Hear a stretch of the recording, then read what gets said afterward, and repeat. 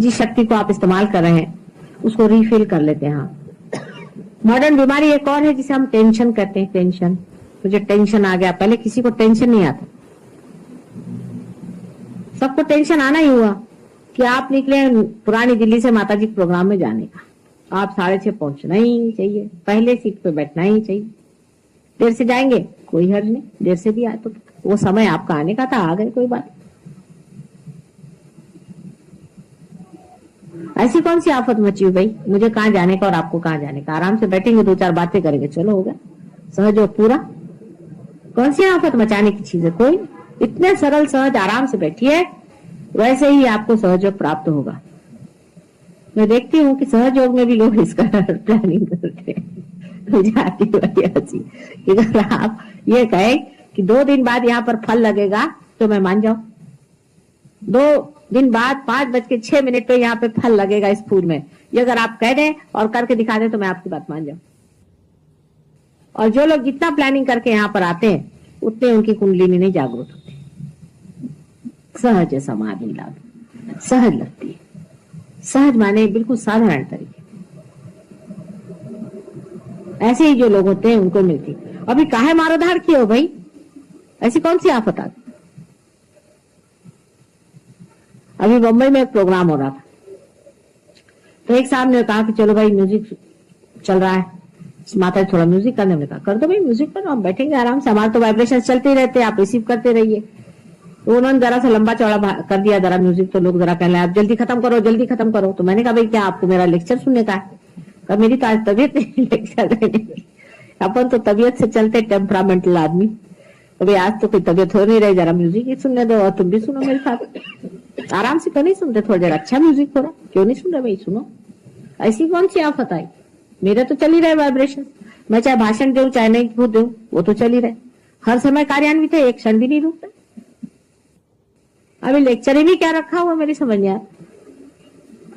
तब शांति से बैठे, मैंने कहा अच्छा वाला म्यूजिक चल रहा है, बीच में आप क्यों चिल्ला रहे। हम लोगों को आदतें पड़ गई हैं, ये आदतें छूटती नहीं।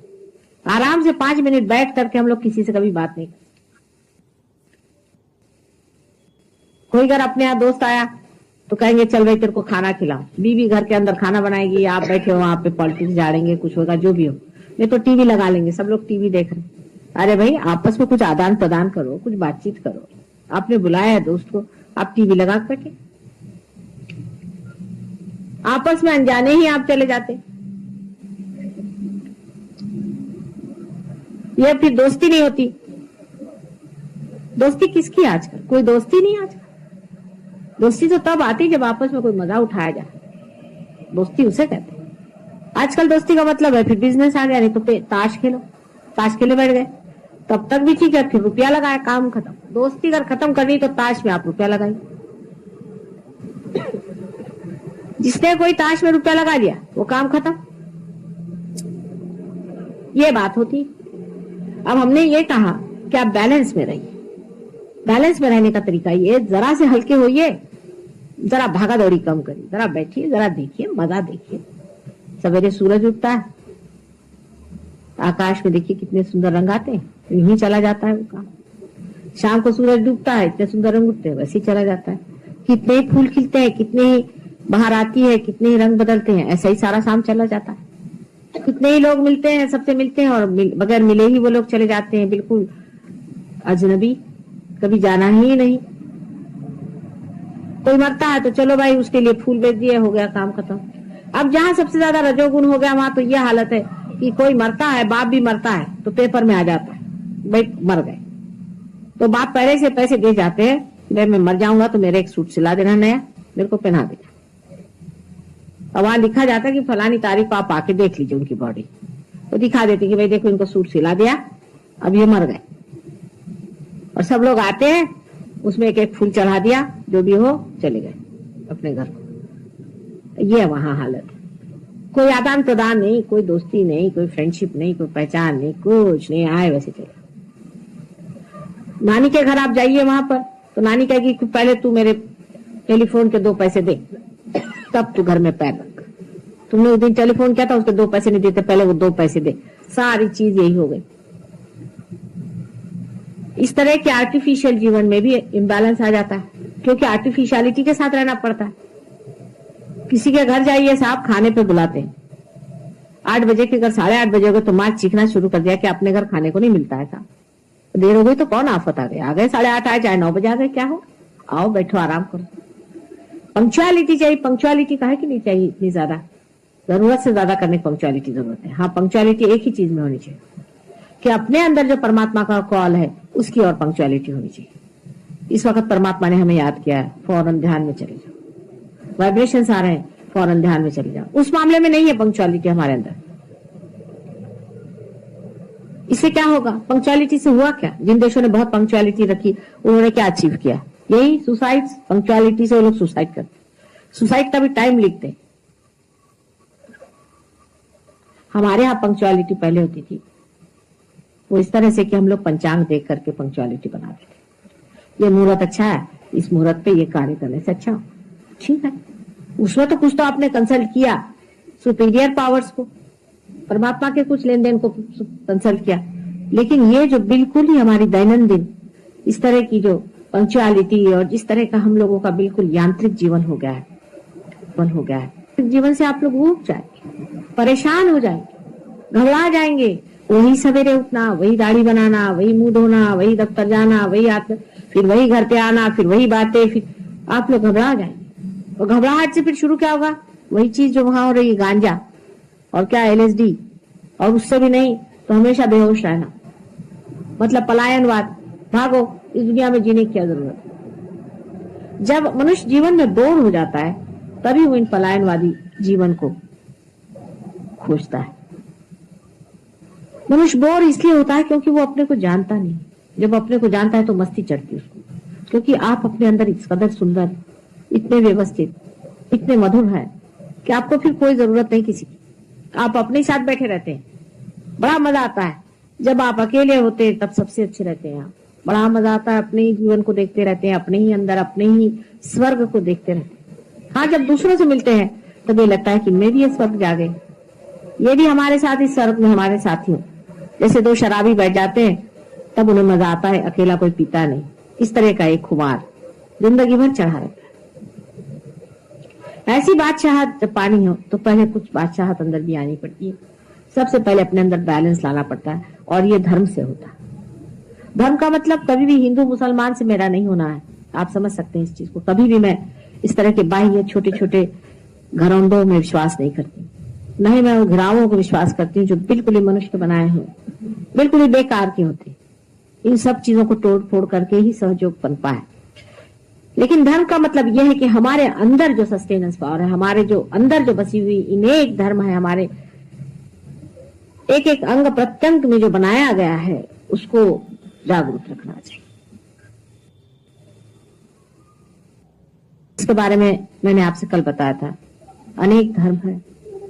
उसमें से एक आपको आश्चर्य होगा कि सबसे बड़ा धर्म यह है कि सर्वधर्म समानत्व।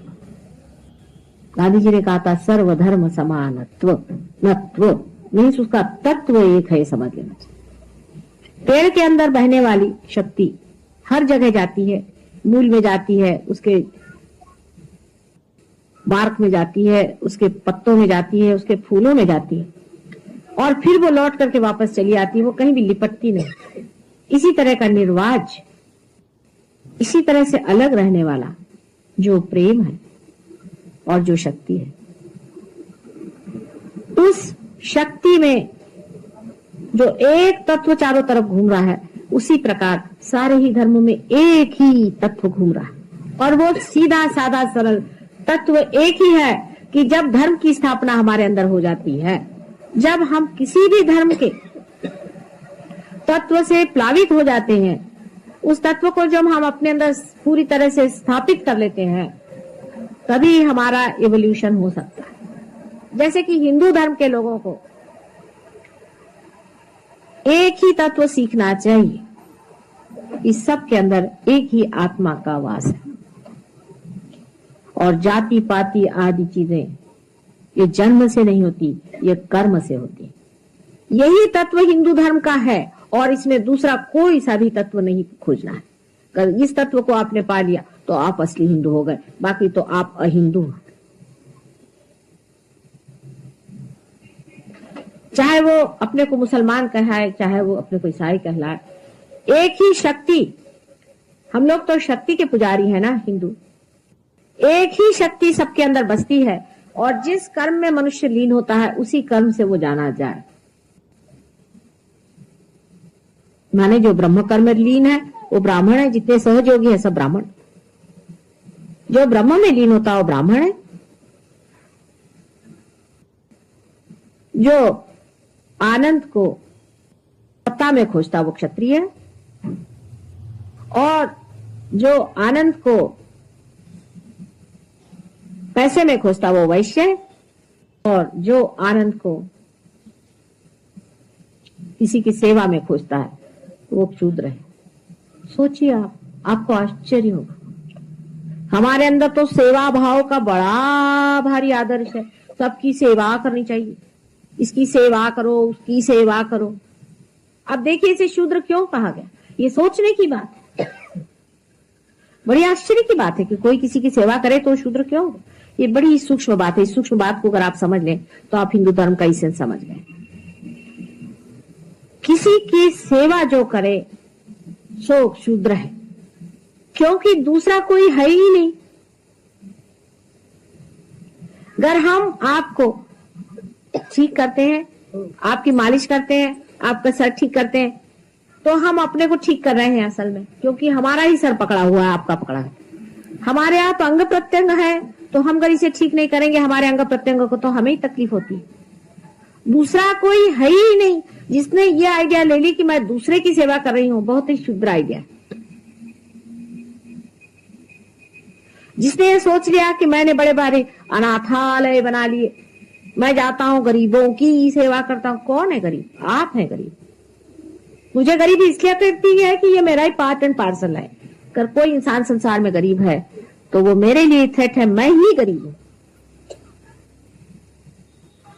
इतनी बड़ी उच्च कल्पना को जब आप निम्न दिशा में देखते हैं, इसीलिए ऐसे आदमी को शुद्ध, इसीलिए ऐसे कोई भी बादशाह नहीं कहता कि मैं किसी की सेवा करता हूं, वो देता है, उससे बहता है, वो सेवा नहीं करता। सेवा में एक बड़ा सूक्ष्म मूर्खतापूर्ण एक अहंकार है।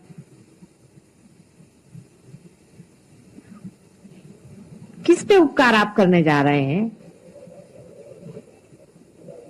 ये सब आपके अंग प्रत्यंग शरीर में है, और इसीलिए सहयोग में जब आप कलेक्टिव कॉन्शियसनेस में आ जाते हैं तो आपको आश्चर्य होता है कि किसी की विशुद्धि चक्र में पकड़ है, अगर कोई बीमार है तो आपका भी पकड़ता है। आप कहते माँ इसका विशुद्धि पकड़ रहा है, जल्दी छुड़ाओ, क्योंकि आपसे रहा नहीं जाता है, वो आपका अंग प्रत्यंग बन जाता है। और आप कहते नहीं माँ देखो इसका पकड़ रहा है, मतलब ये कि आपका खुद पकड़ रहा है। देखिए आप कितने एकाकार हो जाते हैं उससे। ये सिर्फ लेक्चर की बात नहीं होती कि हाँ सब धर्म एक है, हिंदू मुसलमान पारसी ईसाई सिख सब एक है, ये कहने की बात नहीं होती, वो होता ही है। कोई भी आदमी आपके सामने, आप कहेंगे माँ देखिए इसका ये पकड़ रहा है, और आपकी उंगली में पकड़ रहा है, पकड़ आपकी उंगली रही है, आप कह रहे इसका पकड़ रहा है। जैसे आपने अपनी उंगली ठीक कर ली, वो भी ठीक हो गया, आप भी ठीक हो गए। ये बड़ी सूक्ष्म से सूक्ष्म बात, इसकी सूक्ष्मता को वही पकड़ सकता है जिसमें सूक्ष्म बुद्धि है। इसलिए जो आदमी ऐसा कहता कि मैं बड़ा संसार में उपकार करता हूँ, और मैं बड़ी मिठाइयां बांटता हूँ, और मैंने लंगर खोल रखे हैं, वो महामूर्ख और शूद्र है। किसी पे भी उपकार करने का मनुष्य को कोई अधिकार नहीं। उपकार तो एक ही करता है, परमात्मा, और वो भी अपने ही ऊपर उपकार कर रहा है, किसी दूसरे पे नहीं। जब वो अपने से नाराज हो जाता है तो तहस नहस कर देता है, जब अपने से प्रसन्न होता है तो सब ठीक ठाक कर देता है, और जब किसी पे उपकार करना होता है तो वो सारे संसार को उबार देता है, क्योंकि संसार भी परमात्मा ही है। विराट के अंग प्रत्यंग में सारा संसार है। जैसे समझ लीजिए कि अगर ये लाइट है परमात्मा की, और उसके सामने अगर विराट का चित्र है, तो इससे जो प्रोजेक्शन बाहर आ रहा है स्क्रीन पे, वही सारा संसार है।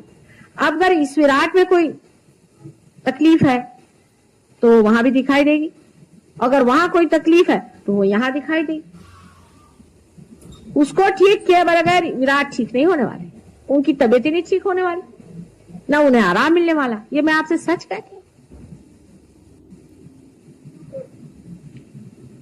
आपको आश्चर्य होगा एक बार मेरे पैर में लगी चोट, तो हमारे साथ एक डॉक्टर थे, उनका मैं माता जी आपको वाइब्रेशन से थे। मैंने कहा अच्छा हो बेटे, जो तू वाइब्रेशन। जैसे ही उन्होंने मेरे पैर पे हाथ रखा, उन्होंने धड़ धड़ वहां से वाइब्रेशन आने लगे। मतलब जब कभी चोट लग जाती तो वहां से डबल वाइब्रेशन आती है, अगर मैं थक जाती हूँ तो मैं से ट्रिपल वाइब्रेशन आती है, जब मैं बीमार हो जाती हूँ वहां से ऐसे वाइब्रेशन आएंगे। जैसे आप सब लोग बीमार हैं, समझ लीजिए बहुत से लोग दिल्ली शहर में बीमार हैं फ्लू से, तो मुझे भी फ्लू हो जाएगा, और उसमें से जो वाइब्रेशंस निकलेंगे उस वक्त वो आपके फ्लू को ठीक करेंगे, और जब वो निकल जाएंगे तो मैं भी ठीक हो जाऊंगी। क्या अजीब सी चीज है, देखिए है ऐसी चीज, यही होता है, बड़ी सूक्ष्म चीज है, और इसे आप समझें और इसे आप देखें और इसका साक्षात्कार करें। आप में से ऐसे भी यहाँ लोग हैं कुछ जिन्होंने बात देखी, ऐसा ही होता है। जैसे कि समझ लीजिए कोई एंटीबॉडीज अंदर में तैयार होती हैं और वो बहने लग जाती है। इसलिए हमारे संतुलन में जो हमने पहले ही से कहा है, सबसे बड़ी चीज है कि हमें धर्म के तत्व समझ लेने चाहिए। सर्वधर्म समानत्व बहुत जरूरी चीज है। कोई भी आदमी अगर कट्टर हो, उन्होंने बड़े बनाए कट्टरपना के नमूने बना रखे। हिंदू धर्म में बड़ी अच्छाई एक ही है कि उन्होंने कोई एक मनुष्य जाति पर कोई लगाया नहीं कि भाई तुम ईसा मसीह है या कोई मोहम्मद साहब है। एक अच्छाई ये हो गई, लेकिन उन्होंने सोचा जब इससे गए तो अब कुछ और दूसरा बना, क्योंकि ये तो गई बात कि जितने ईसाई हैं वो पार हो गए, या जितने मुसलमान हैं उनका ठीक हो गया, तो अब उसका कैसे किया जाए। तो वो कहते हैं कि अच्छा ठीक है, इसका अगर नहीं हो रहा तो दूसरा इलाज बना। क्या इलाज उन्होंने बनाया कि चलो जाति पाति बना दो। आदमी ऐसा है, किसी चीज से बाज नहीं आता। ईसाई लोग कहेंगे कि बस ईसा मसीह एक आए थे दुनिया में और कोई नहीं आए। वो ईसा मसीह भी काफी उनके मुंह में बातें डाल दी, लेकिन ईसा मसीह ने खुद ही कहा those who are not against me are with me. अब हु आर दोज? मोहम्मद साहब ने भी खूब कहा है, बहुत बार कहा है, आप अगर पढ़े उसको कि बहुत से पैगंबर आए। इन लोगों ने कहा कि अब इनके बाद कोई पैगंबर ही नहीं आएगा, ये लगा दिया इन लोगों ने। क्राइस्ट ने कहा कि I am the light, I am the path. उनका ठीक है, he is the light, he is the path, but who is the destination, who is the beginning? भाई लाइट है, पाथ है, उसकी और भी तो चीजें हैं, आगा पीछा भी है उसका। कृष्ण ने कहा कि सर्वधर्माणाम परित्यज्य मामेकम शरणम व्रज, तो लोग कहते हैं कि हाँ आप सब लोग हिंदू हो जाइए। इसका मतलब ये, आप सोचिए इतने जड़ हम लोग हैं। इसने जो कहा उसको बड़ा ही जड़ कर दिया। हर एक तत्व को जड़ करने में मनुष्य बहुत होशियार हो जाता है, और इसीलिए जितनी भी सूक्ष्मता है खोती गई है।